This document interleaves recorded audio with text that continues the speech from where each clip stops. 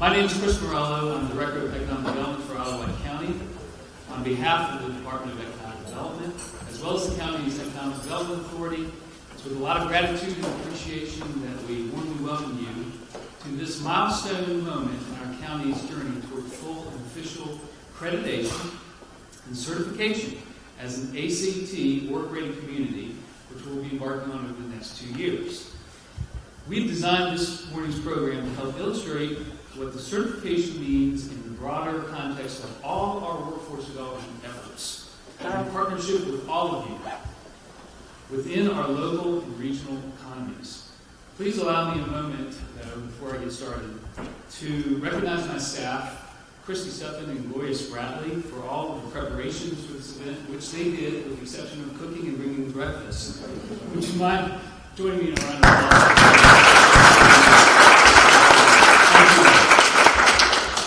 Early in the planning for this event, it became clear that with this launch, we'd be gathering a special group of concerned and impassioned folks who spend some portion of their time and energy, many of you a whole lot of your time and energy, valuable time and energy, focused, thoughtful, and action-oriented on how we can raise our collective game, taking on that vital but never-ending mission of connecting people, and by extension the families that depend on them, with good jobs and sustained, stable livelihoods. As well as the flip side of that equation, which of course, making sure that we're connecting employers with the people that they need, and in supporting their efforts to attract, train, retain, and sustain their workforces. We sincerely appreciate the support shown here by numerous employers represented today. At this time, I'd like to take a moment to recognize our elected officials, our speakers, and other dignitaries that are joining us today. Of course, I'm hopeful that I haven't left anybody out, so please let's make sure that I recognize all those that need to be recognized. But first, representing the 3rd U.S. Congressional District of Virginia, which encompasses all of Isle of Wight County, please welcome Congressman Bobby Scott. Representing the 64th District of Virginia House of Delegates, Delegate Emily Brewer. Is Mary Beth Washington here? Okay. From the Office of Governor Ralph Northam, we are especially appreciative of you traveling here to be with us this morning. Dr. Megan Healy, Chief Workforce Development Advisor in the Governor's Cabinet. Sarah Duncan, Deputy Chief Workforce Development Advisor. We are well represented by our Isle of Wight County Board of Supervisors. We have Chairman Rudolph Jefferson, Vice Chairman William McCarty, Supervisor Dick Rice. Have I left any electeds? Representing the Isle of Wight County Economic Development Authority, Chairman Ron Pack, and Board Member Diane Beal. And helping celebrate this milestone launch today for the county, we are joined by Isle of Wight County Administrator Randy Keaton and Don Robertson, Assistant County Administrator. From the town of Smithfield, the Honorable Carter Williams, Mayor of Smithfield.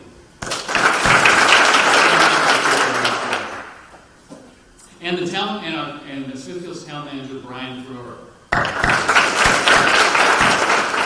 Representing the Isle of Wight County School Board, Vice Chair Kirsten Cook, and Board Member Jackie Carr. With the Isle of Wight County School Division, please welcome Michael Lombardo, Assistant Superintendent. From Paulding Camp Community College, and speaking this morning on Work Keys Assessment, please welcome Gina Brown. And I believe we have Renee Roundtree. Thank you for coming, Renee, Chair of Isle of Wight County Chamber Commerce Board. Are you here this morning, Renee? And I'm especially pleased this morning that we have the Director of Newport News' Department of Development, Florence Kingston. As well as Derek Perry, also with the Department of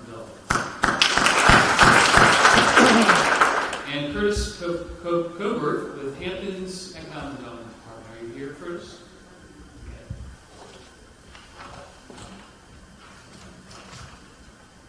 And I think Senator Lucas, is Senator Lucas right? Yeah. Good morning. Senator Lucas, thank you for making this. So there are a number of other workforce development partners that are here with us today. They're going to be recognized a little bit later in our program. Now a few words about our new relationship and partnership with ACT.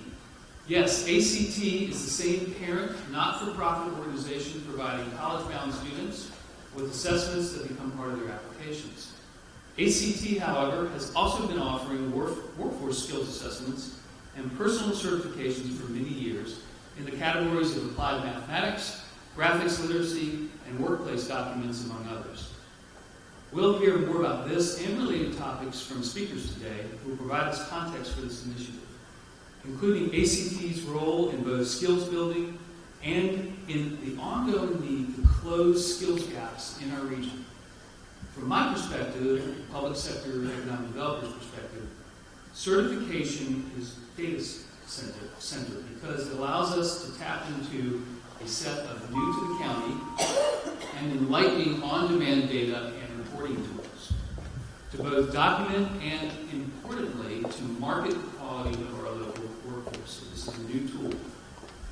Here you see the county's dashboard, which is our portal to that data, and which went live when we completed our boot camp training sessions.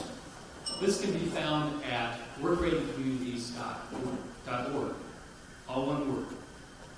Immediately you can see that the county is currently 20% down the path toward attaining our goals to achieve certification. ACT uses a common criteria across localities to determine our minimum goals in fair comparison with other localities. 100% will indicate that a certain fixed number of workforce members have passed assessments.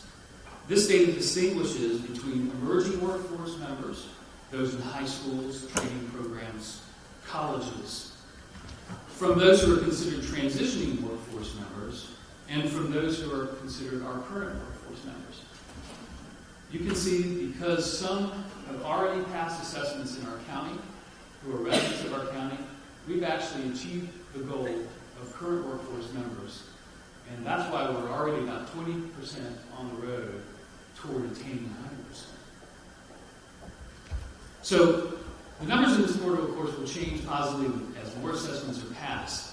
Individual certificate data is held in a national registry. That's really one of the things we're trying to achieve here. That makes proof positive that they have passed. They can receive a certificate, and it's in the national registry, which is quite portable. In addition, we cannot achieve certification without at least 38 employers providing a written endorsement showing they support Olive White's efforts to gain that certification, and we have 36 more to go. So we'll get into that a little bit later, but for now, if I might ask Vice Chairman McCarty, if you would kindly offer our invocation, after which our reserve tables will proceed to the buffet, and Gloria Spratly will help invite other remaining tables to the buffet. Thank you very much. Take a few moments to have a prayer this morning. We'll cover all the 12 tribes. And I'm just kidding. See if anybody was getting nervous. Let's pray. Father, thank you for the privilege that we have to be partners together. Partnership, Lord, is a great thing here in Isle of Wight County throughout our Commonwealth. We're grateful to be able to set the stage for future generations as well as those present now. To look at developing plans and processes whereby students and even adults alike can move into the workplace. We ask today that you will touch all the men and women that are serving our community, our state at large, and even in our country through our military, our first responders, our police force, those that stay up late at night and watch over us in moments that we don't recognize. Would you bless their families during this time of year, grant to them great grace. We ask you today that you would bless the food to the nourishment of our body, bless the hands that prepared it. Thank you for the partnership even in that. And touch our conversation today. Grant us wisdom as we move forward in all things that you might be glorified. In Jesus' name, Amen. Thank you.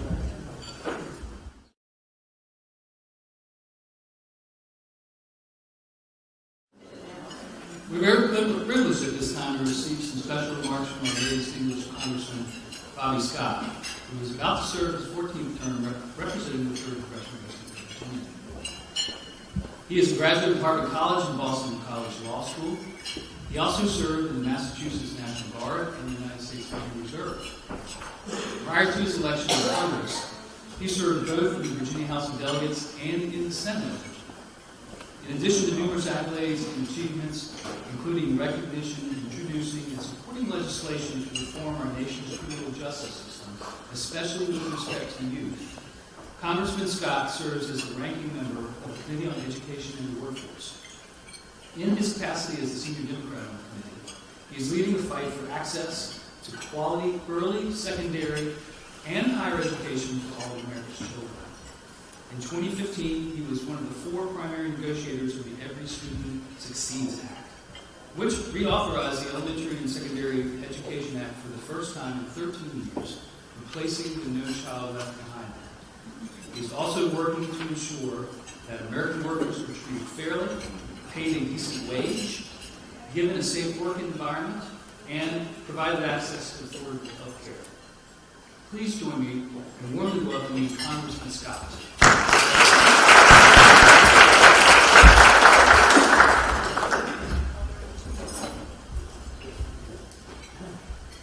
Thank you, Director Morello, for your very kind introduction, and thank you for all that you're doing in getting the skills to so many people. We know that the skills training is important. Studies have shown that 2/3 of the workers of the future will require education past the high school level. It's 2/3 past the high school level. Not necessarily a 4-year college degree, but some education and training past the high school level. Louise and I noticed that recent governor all of a sudden became very interested in vocational education almost overnight, and it was just a dramatic change. And we found out what happened. Turns out that the governor got sworn in, checked into the governor's mansion, and noticed a plumbing problem. And he said, rather than call general service and have to get 3 low bids and wait for the contested bids, he did what most people do. He just called the plumber. The plumber showed up, looked at the problem, was there in 15 minutes, fixed it, handed the governor a bill. $100. He said, $100 in 15 minutes? That's $400 an hour. When I was practicing law, I never charged anybody $400 an hour. The plumber said, Governor, I know what you mean, because when I was a lawyer, I never charged anybody $400 an hour. Somebody is writing good jobs. And the programs at ACT are those kinds of programs where people can get those good kinds of jobs. Now, the jobs are not just important to the individual, they're important to the community, because those who have good jobs are not committing crimes, they're not receiving social services, so the community has a lower crime rate and less burdened by those on social services. And it's good for businesses. Businesses in Alabama County are competing not just with Newport News and Lawton, or Chicago and New York, but also Tokyo and London and all over the world. And our competition isn't going to be to come to Alabama, you can pay the lowest wages in the world. In other countries, they'll pay pennies a day. We can't compete with that. You don't have to be next to your coworkers in order to get your job done. If you can work across the hall from your coworkers, you can work across the globe from your coworkers. You've got all kinds of communication networks. And so the main thing we have in attracting jobs to the community is a well-educated, well-trained workforce. And to the extent that we lose in that, we lose a very important competitive advantage. In fact, Amazon, when they're looking to place 50,000 new jobs, ended up having to split it into 2 because they weren't convinced that they could find 50,000 highly qualified people to employ if they put them all in one place. And that's why Congress has passed the CTE. Perkins CTE for community colleges and high schools. We don't do much on a bipartisan basis, but that we passed it by an overwhelming margin in the House, and I think it was unanimous consent in the Senate. And so you'll be getting the benefit of that good work.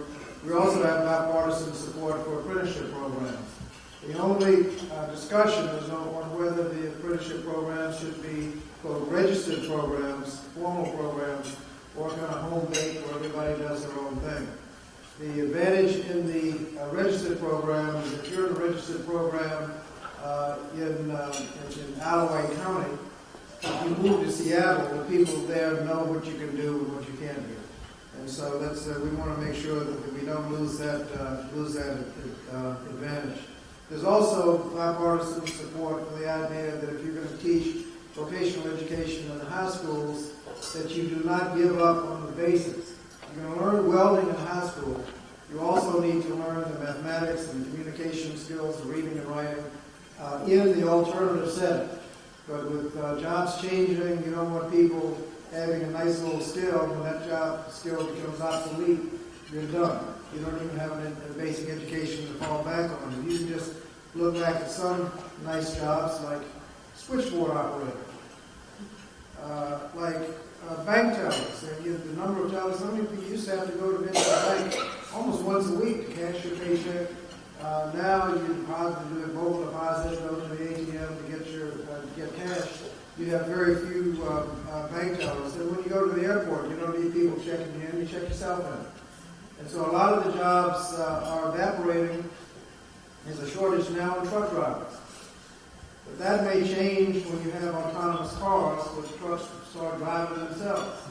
And so we'll have a shifting job market, and we want to make sure that as people go through the job training process, that they also learn the basics, so when one job becomes obsolete, they can learn another one. And so, Chris, thank you very much for all that you do at ACT, and keep up the good work.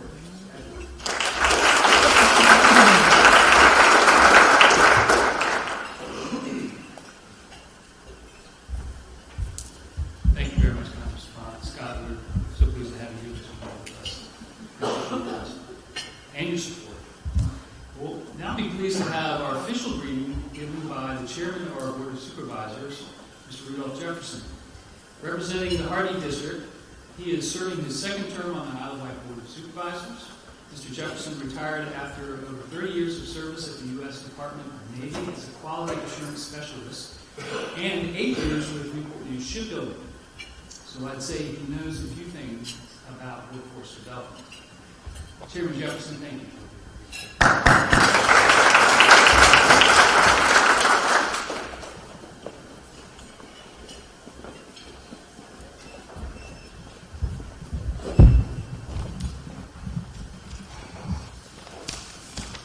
Good morning. Thank you. Protocol has already been set. And first of all, before I share this information with you, I would like to thank Chris and his staff for putting this program together. Because I like a person that looks through the windshield and not through the rear view mirror. So once again, Chris, thank you. Brother Bob Scott, Senator Scott, we thank you for the remarks that you gave us. But I'm here this morning on behalf of the Allouez County Board of Supervisors. On behalf of the Allouez County Board of Supervisors, I would like to thank you for joining us today as we launch this exciting new workforce development initiative. In the fall of 2017, the Board of Supervisors passed a resolution supporting the economic development efforts to become a certified ACT work-ready community. We did this because we saw how the initiative could be so important for the county by boosting its effort. Number one, to retain and grow jobs, and thereby improve both the quality of life and community image. Number two, to identify skill gaps and more clearly quantify the skill level of our local workforce. Three, to help educators build better career paths aligned to the needs of businesses and industry. And number four, and to make WorkKeys and ACT National Career Readiness Tools accessible to individuals in this county. So, what do communities already certified have to say about this work readiness program? And I'd like to share that with you. Survey data from county leaders in other states engaged in work-ready communities showed that 85% of work-ready communities is improving workforce development partnerships. 94% agree that work-ready communities help their county demonstrate its commitment to producing qualified workforce. And number three, 86% of the work-ready communities help their community with a cohesive workforce development strategy. And 90% would recommend to another county to engage in ACT work-ready communities. These numbers help us with great confidence in the benefits of certification. We are also proud to be amongst the first 19 Virginia localities either already certified or on the same certification pathway as Isle of Wight County at this point. We, along with the city of Hampton, are also the first communities in Hampton Roads to pursue certification. We expect others to follow soon. Although Governor Ralph Northam could not be with us today, he too is passionate about the workforce development efforts, so we are extremely grateful to him for preparing this special video message that we'll be seeing here shortly.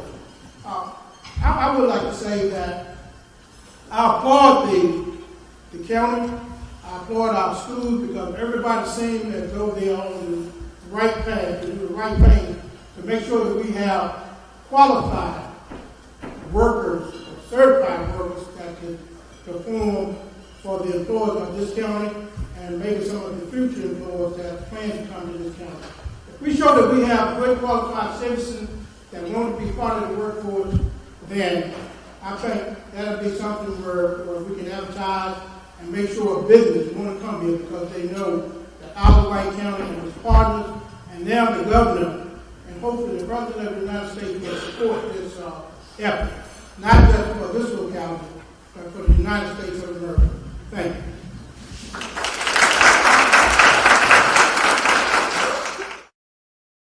Hello, I'm Virginia Governor Ralph Northam. This year, Site Selection Magazine ranked Virginia as the Atlantic region's leader in workforce development, and across the Commonwealth, we are focused on ensuring Virginia remains at the top. Isle of Wight County is working hard to position itself as a premier destination for business growth and workforce innovation, and Isle of Wight County Economic Development has partnered with Isle of Wight County Schools to establish the Workforce Development Working Group. The goal of this group is to create a county-wide workforce development program that connects Virginians with the skills that our businesses desire. In September, Isle of Wight County Schools received the Workforce Innovation Award for education from the Hampton Roads Workforce Council, and the school system launched a significant redesign of its career and technical education program to prepare students to be college, career, and life ready. This collective effort will help citizens secure meaningful, good-paying jobs, fill key jobs in fast-growing and high-demand industries, and support Isle of Wight County's efforts to become an ACT-certified work-ready community. This nationally recognized credential is a key tool for building a robust pipeline of skilled workers and attracting businesses, and I applaud Isle of Wight's willingness to invest resources to make this goal a reality. This initiative follows the recent rollout of our new workforce brand, Virginia Career Works, uniting our many workforce development services behind a common flag and common purpose. As you can see, there's a lot happening in Virginia's workforce development system, and with all these exciting efforts underway, I know our Commonwealth's reputation for excellence will only continue to grow. Thank you so much. We're also very honored this morning to have with us Delegate Emily Brewer from the Virginia House of Delegates, 64th District, who will share some thoughts on workforce development from her perspective. First, a few words about Delegate Brewer. Delegate Brewer has spent a lifetime in the Western Taiwan region and has a heart for community service and helping others. She serves on numerous state boards and commissions, as well as many local organizations. Delegate Brewer is a small business owner who was first elected to the Virginia House of Delegates in November of 2017. She serves as a founding member of the Virginia Future Caucus, whose goal it is to craft bipartisan solutions on issues facing future generations. Delegate Brewer was recently named as the 2018 Virginia Chamber of Commerce Freshman Legislator of the Year and received the highest rating of an A+ on the 2018 Chamber Legislative Report Card for her work in fostering a pro-business environment across the Commonwealth. As representative of the 64th District, she serves parts of the county of Isle of Wight, Prince George, Southampton, Surrey, and Sussex, and parts of the cities of Franklin and Suffolk. Please join me in welcoming Delegate Brewer.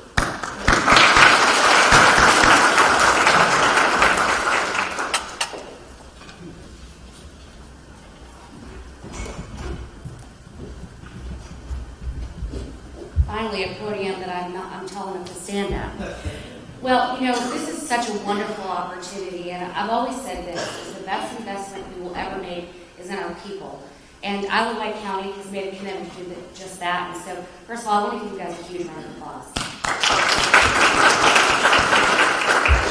The Come In and Act Work Ready community is a step forward for innovative thinking, understanding how to collaborate resources, and something I believe in very strongly, and something I've talked about for quite some time, is creating the opportunities for the next generation. Growing up in this area, there were many times that I grew up with people in this community that stayed here because they love it, but they were underemployed. And that's the stark reality that we have faced in generations past. Now that we're taking a step forward and investing into the next generation, it means so much for our communities. It means that we're going to move past opportunities of underemployment.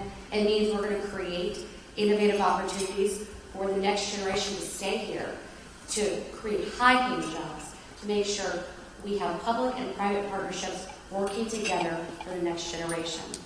I want to thank also Congressman Scott for your commitment at the national level for workforce development, because it's something that's so important in our communities all around Hampton Roads. Oftentimes, this area has been called a little bit of a cul-de-sac. We have regional struggles between Northern Virginia and Richmond and here. And this is a step in the right direction to make sure not only that we're competitive or superior to other regions, and making sure that we're cultivating partnerships with schools, with our county, and making sure that workforce development is the step in the right direction for our future.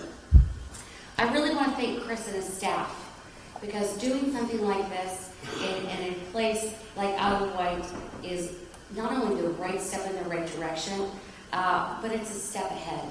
There are other counties across this Commonwealth that are vastly larger, that have a larger population, that are not yet ready to make that commitment. So for that, Chris, you should be commended with your staff. Going forward, this creates so many opportunities for our young people, and it creates an opportunity for retraining right in our backyard. I can't tell you how excited I finally am to see something of this caliber. I grew up in this area, and the stark reality for me is that if I didn't self-employ myself many, many years ago, I may not have stayed here. And having said that, I hope that everybody in this room that lives in Isle of Wight County would like to see the next generation of children live here, that something like this is going to create an innovative partnership and opportunity for them to do so. So with that, Isle of Wight County Board of Supervisors, Randy, Don, and Chris, thank you so much for making this commitment to the next generation, and thank you for doing this for Isle of Wight County.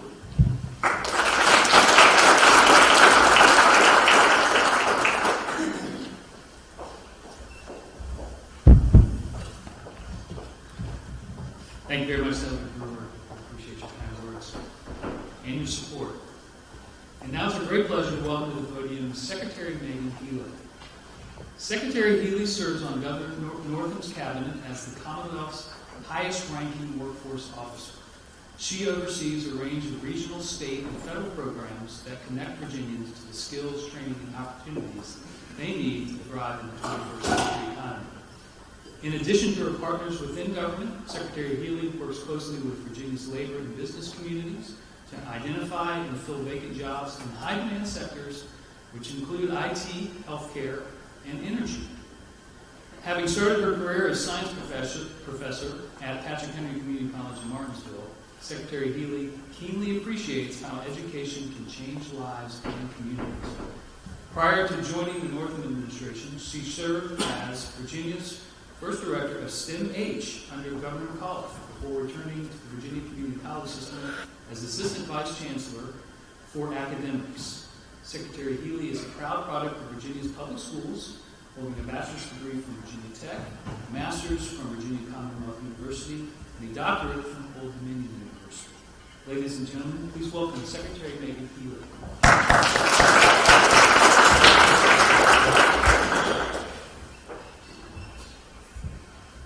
Thank you so much, Chris, for that great introduction. I'm so excited to be here. This is an exciting day to think about a new way to look at workforce. You know, the title of this program is The Importance of Workforce, but I know I have so many esteemed colleagues in here. We understand why it's important. So I'm going to give you a couple of ways that we're looking at the state level of what we're going to do with workforce. I'm sorry the governor cannot be here, but workforce is his top priority. He campaigned on Medicaid expansion and workforce, and now Medicaid expansion is a check in the box. And so now it's workforce all the time, and it's really, really exciting to be in this position as the first cabinet-level workforce advisor to really think, dream, sleep, eat workforce, and that's what I do every single day. So some of our priorities are really about, we want to make sure that our workforce system is driven by business. And so really having those conversations in all our different communities, looking at what are their needs, and just looking at what are the current business needs, but what are those future business needs. I want to commend Congressman Scott and all the great work he's doing up at the Hill, especially with his new position as chair. But when we think about what are the business needs of not just today but the future, the future's going to look different. And so when we think about workforce and really what keeps me up at night, it's that sometimes we have people that might not have reached a high school diploma and they just need a skill, or if they're low skills, we fill them in lower wage jobs. If it's anything in like a food service or retail.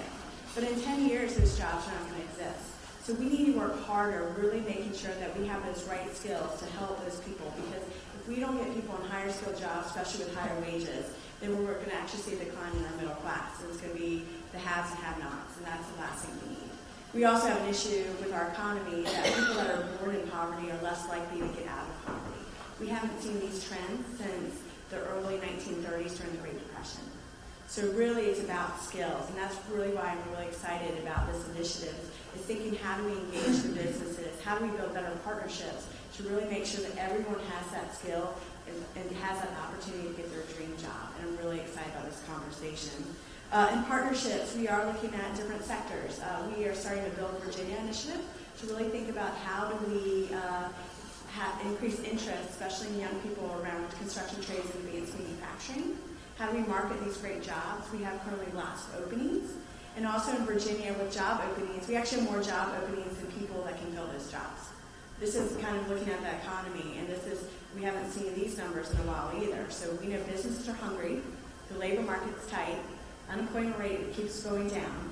So the people that do not have jobs have currently more barriers to jobs. I'm so excited that our Deputy Secretary Dunnigan is here to talk about the ground game that we have going on, about really making sure that we get those skills.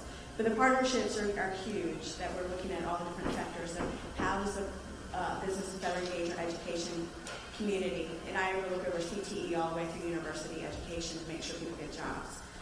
And also looking at work-based learning, how do we partner at all levels of education to make sure students get the right skills for those jobs, and hopefully those jobs in 10 years.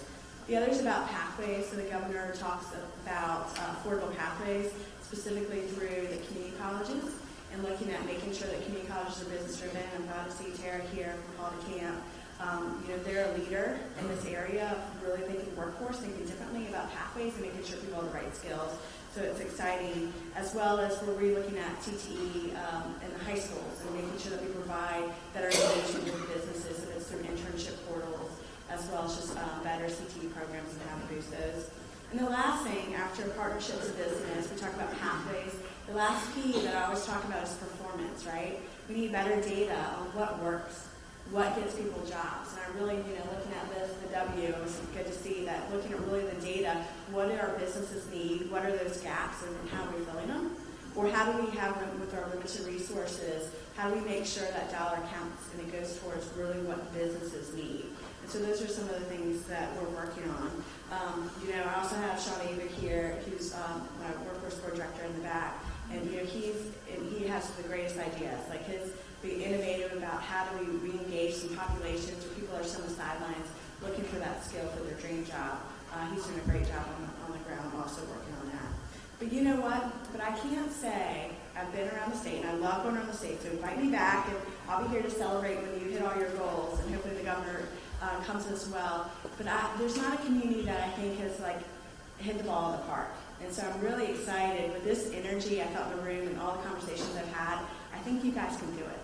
I would love for you to be the role models for the rest of the state, just because of the balance of I would say, of the economy here, as well as the balance of the businesses. It'd be great if you guys get this right.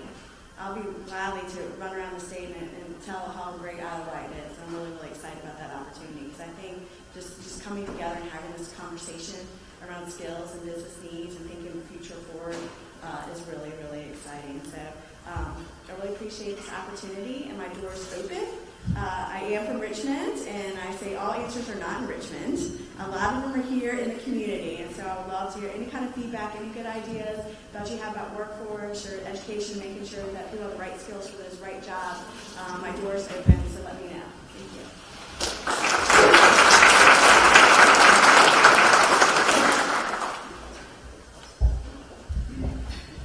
Thank you, Secretary Healy. We appreciate all the big picture-related comments, but I have to say that the fact that you noticed the little thing there, the data, I have to give a shout-out to Christy, who worked pretty hard on the prototype for this and finding the right graphics. Apparently, she found the right graphic. We now welcome, also from the Governor's Office, Deputy Secretary Sarah Dunnigan, who will talk with us about Virginia Career Leaders. Ms. Dunnigan serves both as the Deputy Chief Workforce Development Advisor and the Executive Director of the Virginia Board of Workforce Development for Governor Ralph Northam. Having previously served in the McAuliffe administration, Sarah brings more than 20 years of experience in the fields of workforce and economic development. Before joining state government, she led a consulting practice that helped public and private customers understand and respond to challenging, changing labor market conditions. More recently, she has shared insights with a national audience as a faculty member of the U.S. Chamber of Commerce Foundation, refining their workforce development curriculum to better support constructive conversations in communities across the country. Sarah holds a Bachelor of Science degree in economics from Wright State University, lives in Chesterfield County, and calls all of Virginia home. Please join me in welcoming Ms. Dunnigan.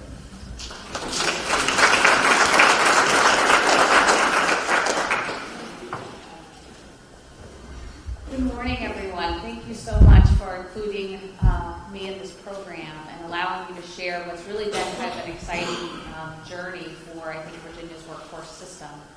As my introduction mentioned, my background's really in economic development, and I spend a lot of time in the field having conversations with business owners and CEOs, and really having deep conversations with them about what were barriers to their business growth, what were things that we could do in partnership to really accelerate their opportunity to make them more productive and then ultimately more profitable, right? So they could continue to grow in our communities. And the conversation, my career's been long enough, but I've been through a couple business cycles, right? Is becoming more and more really about talent. And so I really commend all of you for making this commitment to make an investment in your talent story, and also in helping to develop deeper and I think more meaningful and relevant skills in your workforce. But I spent all that time in economic development, and I woke up one day and I said, Sarah, as I talk to myself, I wake up really early. Do we have a job creation problem, or do we have a job fulfillment problem? Right? And I bet if I asked everybody at one of these tables, you might give me slightly different answers. And I think the answer at the end of the day is it depends, right? And so really thinking critically about how we combine our economic development strategies and link them in a very sincere and meaningful way with our workforce development strategies is something that we're seeing really happening more and more across the Commonwealth, and I think these are things that are going to really yield as a community long term. So I came on at a really interesting time. Again, my background's in economic development, and I was kind of taking a scan of the workforce system and just reflecting what makes a system, right? It's a series, it's a bunch of parts, right? Working together to accomplish a goal. And in our observation, and this observation was also shared by the public in a survey that VCU did, a statewide public policy poll, the workforce system wasn't presenting itself as a system, okay? The identity and recognition of the system and its resources was very, very low, particularly folks that most needed those services, and that was of concern to us. And so last summer we started a very concerted effort to have conversations across the Commonwealth about where the workforce system was at a point in time to our two primary customer groups, and again, that is job seekers, individuals looking for newer, better job opportunities, and businesses across Virginia, and we saw we had a huge opportunity. And so we heard from folks. The system seems fractured. We don't know where the front door is. I don't know where I'd start if I needed help looking for a job, and maybe more troubling as an employer, I can't find the right resource or person to help me address my talent issues in my organization. We spent the summer months really reflecting on that, more importantly, where we wanted to be. And we came up first with a charter for this new brand, and I just want to tell you the 4 big ideas behind it. The first is access. Virginia's workforce system has to be accessible to individuals, meaning there should be no wrong door. So if an individual shows up at one of our workforce centers, if they show up on a community college campus, if they reach out to a career coach in a high school, they need to get direction and pointed to the right next step so that they can reach their career goals. The second one really being about trust. We heard it loud and clear from our customers. The workforce system was not consistently delivering on its promise. And so we've been really trying to mobilize our resources and partners around this idea of commitment. Which brings us to the third pillar of our brand, and that is support. We have got to get deeply committed and deeply invested to the success of our clients, okay? And that includes people who are on a pathway and on a career journey, whether those be CTE students or an adult individual who's been displaced. We've got to get deeply involved in that individual's success. We believe that every day. And the last one is innovation. Now, I'm from the government. I'm here to help. When I use the word innovation, most people will say, Sarah, you have never seen innovation. And I don't think you can execute there. But the truth is we are working in a web of federally and state-funded programs, and some of them do have rules attached to them. We acknowledge that.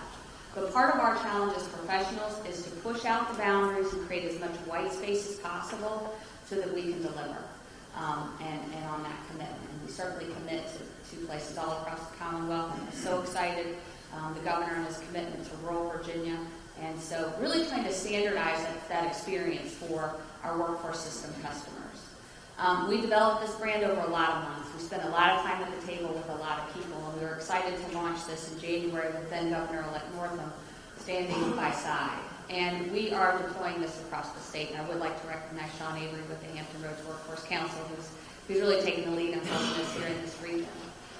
Virginia CareerWorks is the brand that we selected, and it says a lot of things. It certainly speaks to the brand and the commitment that's inside of it. Brand is really nothing more than experience, and that's what we want to try to create for people, experience of success. And so I'd like to share with you the rollout video, which I think captures a lot of the energy behind the new workforce system brand for Virginia, mobilizing around 60 employment service centers across the Commonwealth, and really a commitment to mobilize all of Virginia's workforce system resources to support Virginians and Virginia businesses.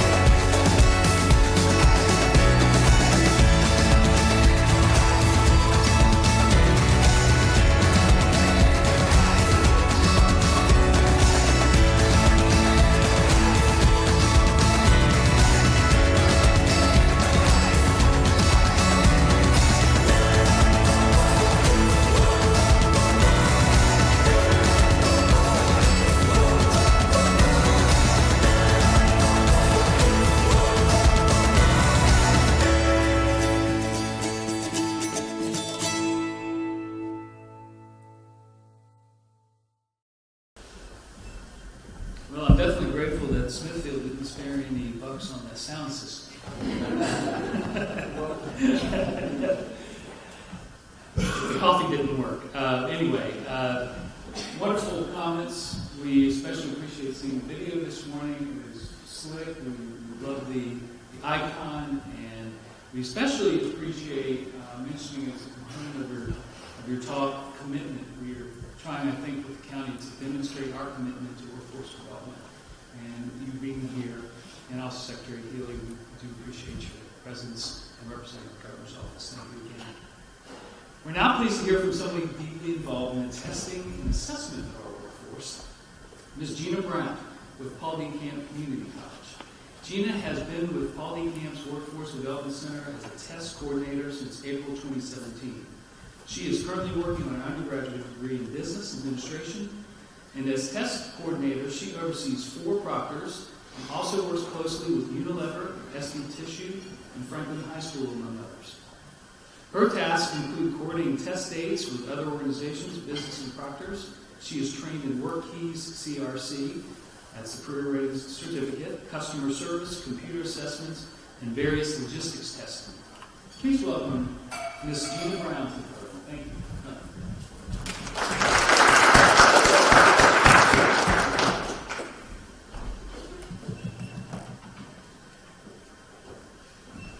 Good morning, everyone.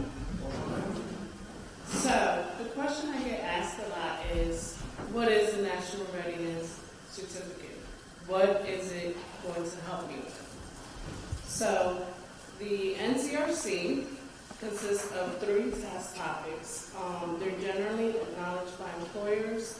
They're used essentially for their job success. Also, we have a lot of employers that use it as a pre-hiring screen to see what job level the applicant is at. The assessments consist of applied mathematics, workplace documents, and graphic literacy. It takes the passing score, the lowest passing score of all 3. So the lowest score in order to earn your certificate needs to be a score of 3 or a skill score of 72 or higher.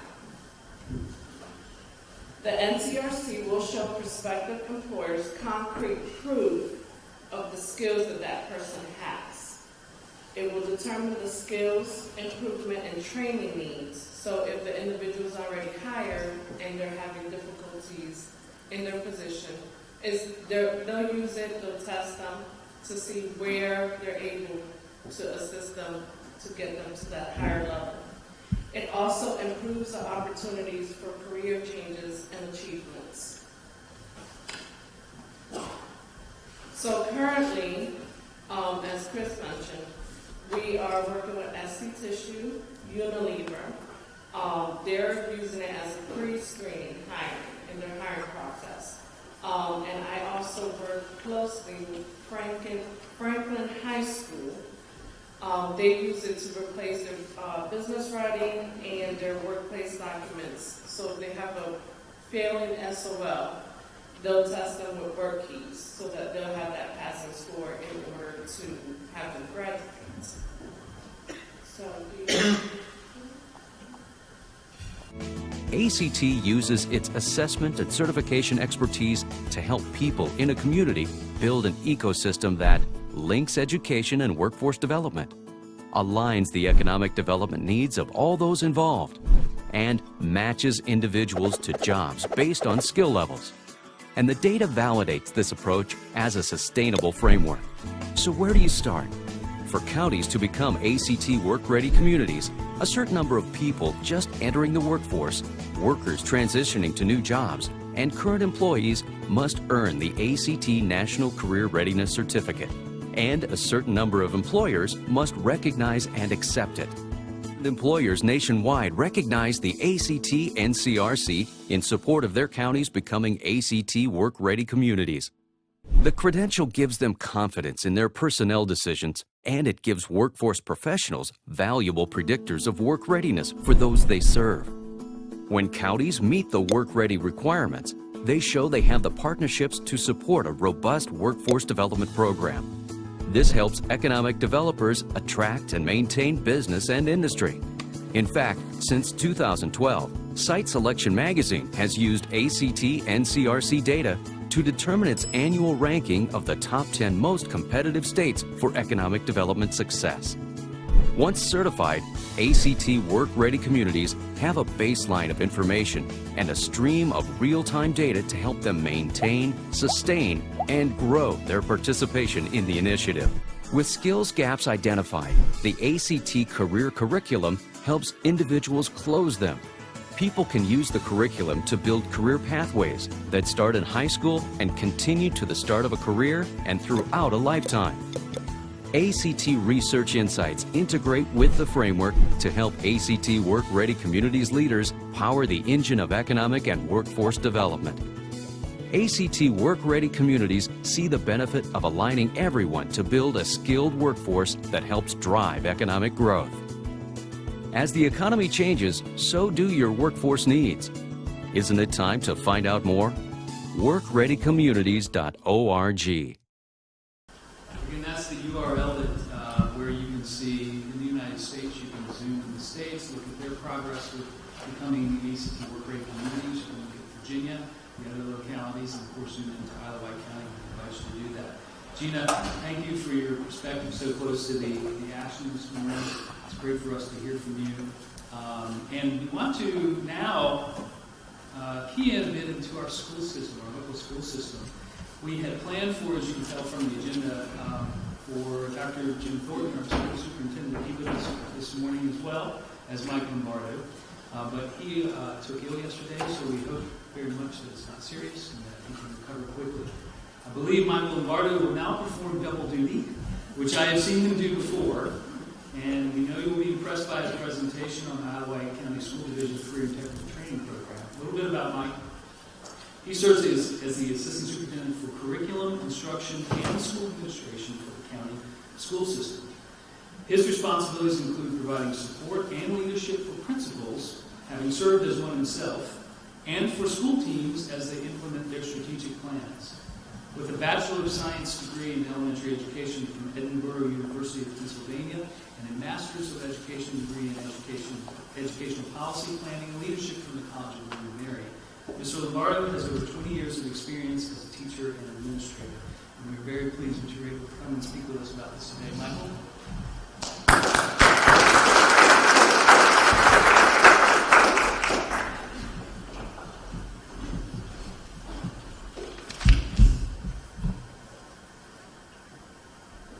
Good morning. I'll start by saying Isle of Wight County Schools certainly understands its role in workforce development as our students represent the future workforce. I'm excited to be here today to share information with you about our career and technical education programs in Isle of Wight County Schools. Obviously, mentioned by the governor in his opening remarks. We're very proud of the work of our students within these programs and our staff. 3 years ago, the division embarked on an ambitious journey to redesign career and technical education, bringing the programs back to our school division to better meet the needs of our students and workforce development.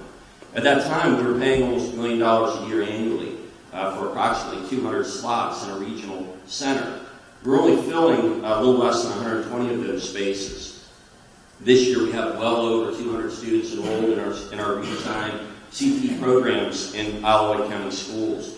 The strides that we've made would not have been possible without support and involvement from 3 key groups. I'd like to mention those groups. The Isle of Wight County School Board had the courage and foresight to see the need for redesigning our career and technical education program. They took a risk and supported moving CTE programming back into our schools. The Board of Supervisors listened to our proposal and publicly supported our vision for our schools with a $7.9 million investment in these programs. The Isle of Wight County Planning Commission worked closely with the school system to move that vision forward to implementation. The success of our CTE programs and this model would not have been possible without collaboration between the school board, Board of Supervisors, and the Planning Commission. Wonderful partnership wonderful collaboration for our students and for our community. What I'd like to do is share with you just a little bit about our programs, and we're always trying to move forward, and another innovative component to the program that we're currently exploring, and I'll articulate a little bit on that. So the high school experience.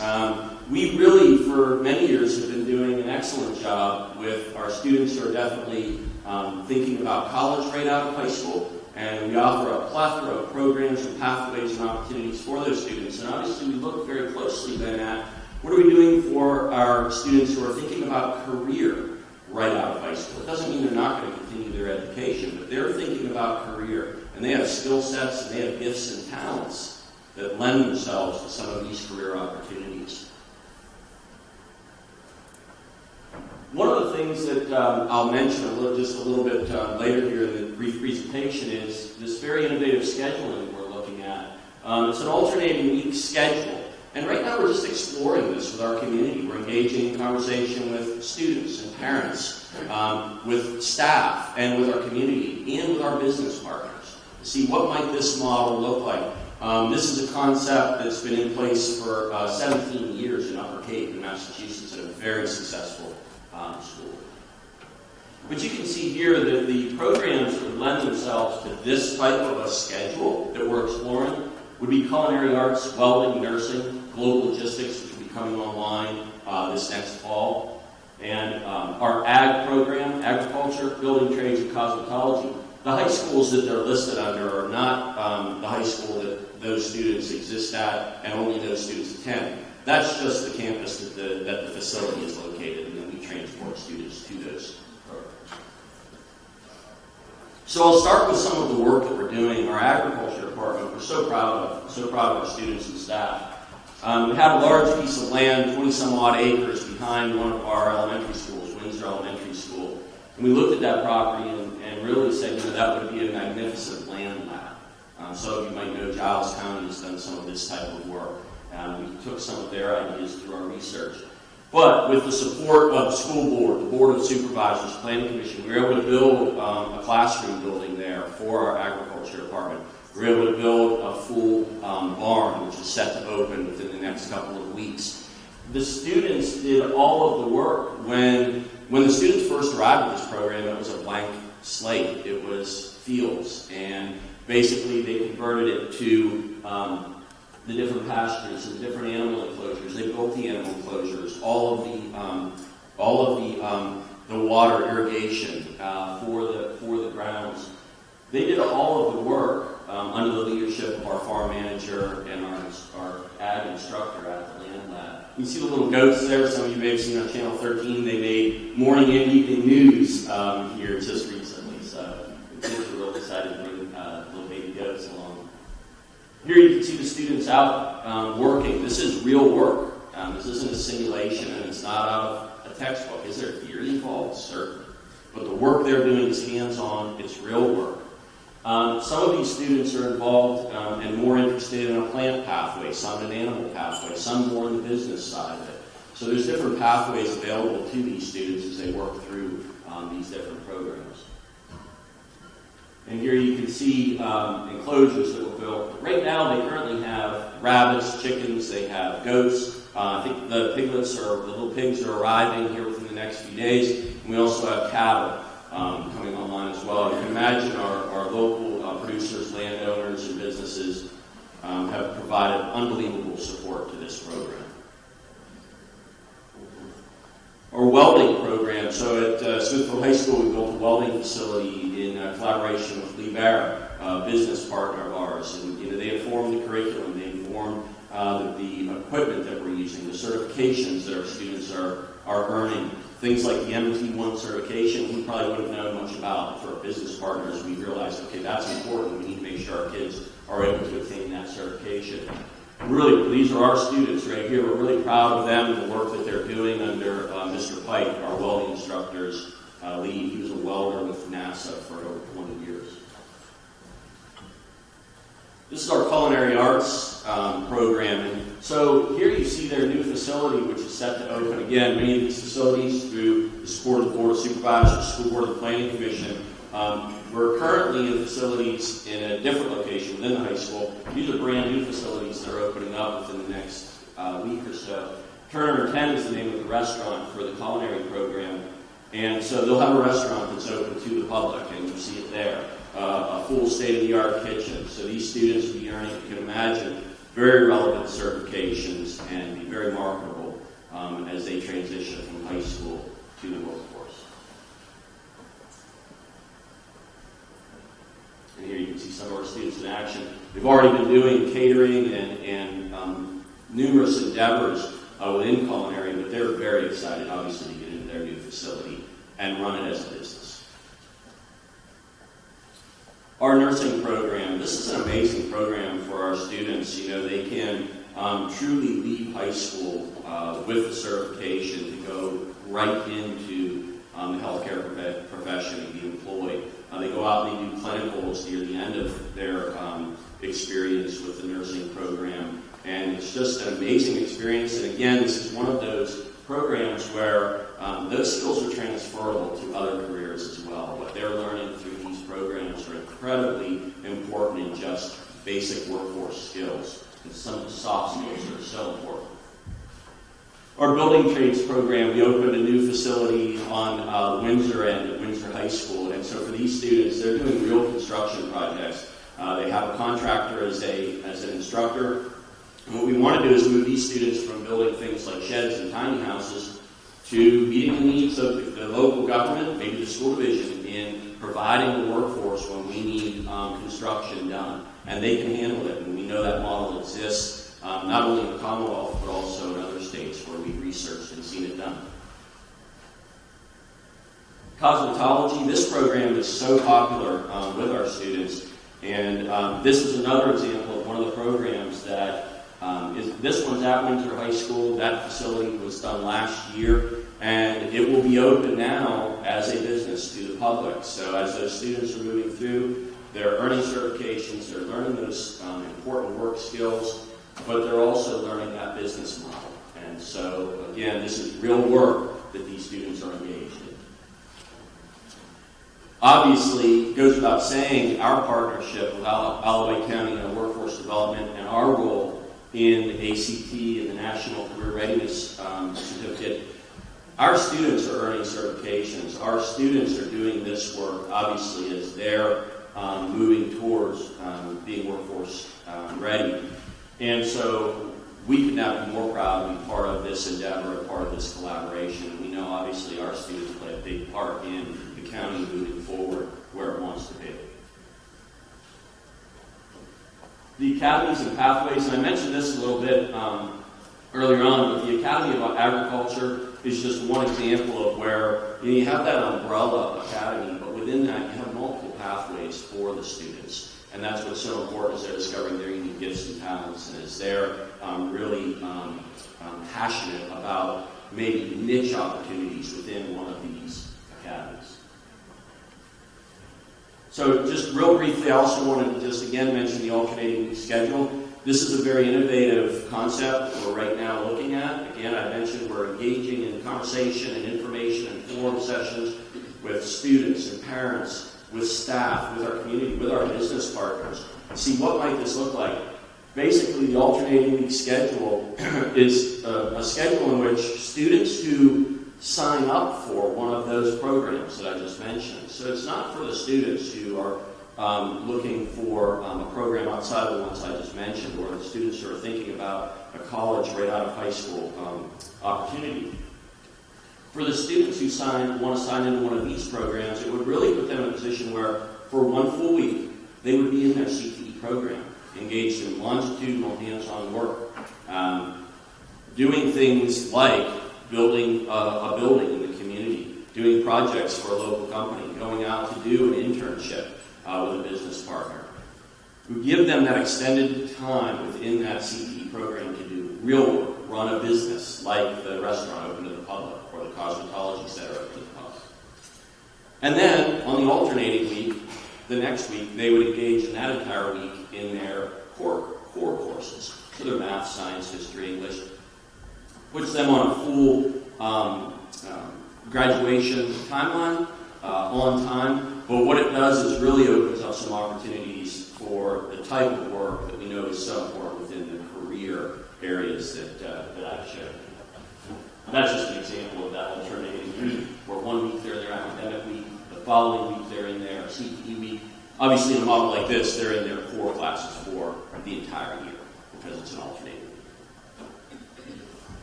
So again, I thank you for the opportunity to share some of what we're doing in Isle of Wight County Schools, obviously our partnership with Isle of Wight County Economic Development, and just so proud of the work of our students and staff, so thank you.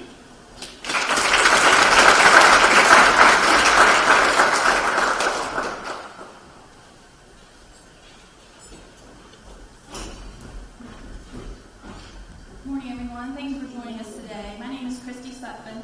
I'm with Isle of Wight County Economic Development. And Isle of Wight County is positioning itself to become a premier destination for business growth and business and workforce innovation. The Economic Development Department partnered with Isle of Wight County Schools in 2015 to establish the Workforce Development Working Group. And this group includes local, regional, and state workforce development partners. The goal of this group is to create a countywide workforce development program that supports the workforce training efforts of new and existing businesses. Chris and I represent economic development and coordinate these meetings. And we have wonderful partners on this group, and they have become our champions through our efforts to become an ACT work-ready community. So right now I'd like to recognize those partners, and when I call your name, if you would please stand.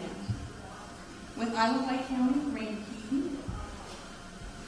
With Isle of Wight County Schools, Dr. James Thornton, who could not be here today, Michael Lombardo, Susan Getz, Jeff Mordica. With the Hampton Roads Workforce Development Council, Sean Avery and Steve Cook. With Paul B. Camp Community College, Dr. Tara Atkins Brady, Angela Lawhorn, and Dr. Renee Phelps. Blackwater Regional Library, Jenny Baker. With the Isle of Wight Chamber, Jessica Jones Healy. With the Virginia Economic Development Partnership, Toy Hunter. And from our business community, we have Cost Plus Rural Market, Don Harris, and LaTanya Johnson. With International Paper, we have Danielle Gale. With Keurig Dr. Pepper, we have Jasmine Grissom. With Smithfield Foods, Lisa Swain. And Warfield Antiques, Judy Beglin. So I'd just like to say thank you all for participating in the Workforce Development Working Group. We do have two of our workforce partners, the Blackwater Regional Library and Paul B. Camp Community College, have resource tables in the back of the room, and I'd encourage you to visit those groups before you leave the program today. Thank you.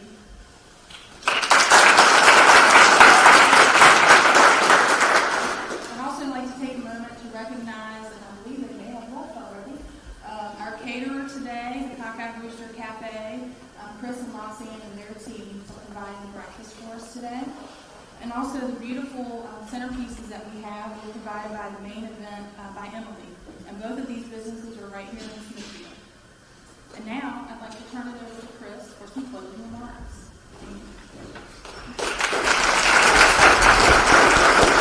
As we conclude our program, we have already rolled out our icon Isle of Wight Works. We have a dedicated URL associated with that. We want to be sure you're aware that that points to our workforce development page of our website.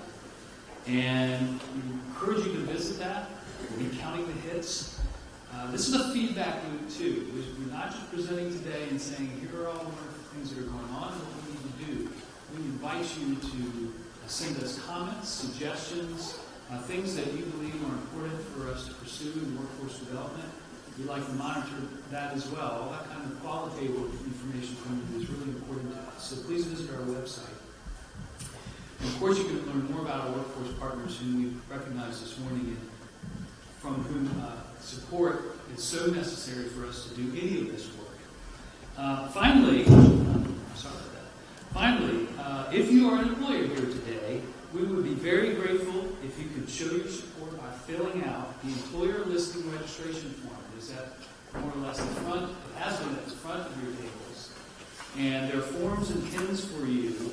What we'd like to do is ask you to please fill those out, and you can come and see Christy and I if you have any questions following the program. That is moving us toward the 38 firms, businesses who are employers that we need to be supportive of our Work Ready Community Certification Program. So we thank you for your attention to that.